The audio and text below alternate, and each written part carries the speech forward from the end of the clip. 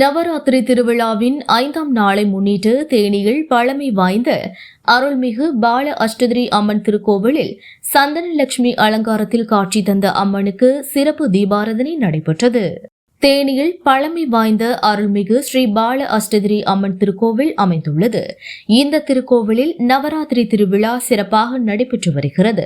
நவராத்திரி திருவிழாவில் 5ஆம் நாளை முன்னிட்டு கோவில் வளாகத்தில் கொலு அமைக்கப்பட்டு பூஜிக்கப்பட்ட கலச கும்பத்துக்கும் உற்சவர் அம்மனுக்கும் பஞ்ச கற்பூர ஆரத்தியுடன் தீபாராதனை காட்டப்பட்டது. தொடர்ந்து மூலவருக்கு வண்ணப்பட்டுடுத்தி ஆபரணங்கள் அணிவித்து வண்ண மலர் மாலைகளால் சந்தன லட்சுமி அலங்காரத்தில் காட்சி தந்த அம்மனுக்கு தூபம் காட்டப்பட்டு மகா தீபாராதனை பஞ்ச கற்பூர ஆரதியுடன் தீபாராதனை காட்டப்பட்டது. இதில் அப்பகுதியைச் சேர்ந்த பொதுமக்கள் கலந்து கொண்டு நவராத்திரி தினத்தை முன்னிட்டு ஆலயத்தில் வைக்கப்பட்டிருந்த கொழுவையும் சந்தன லட்சுமி அலங்காரத்தில் காட்சி தந்த அம்மனையும் தரிசித்து சென்றனர்.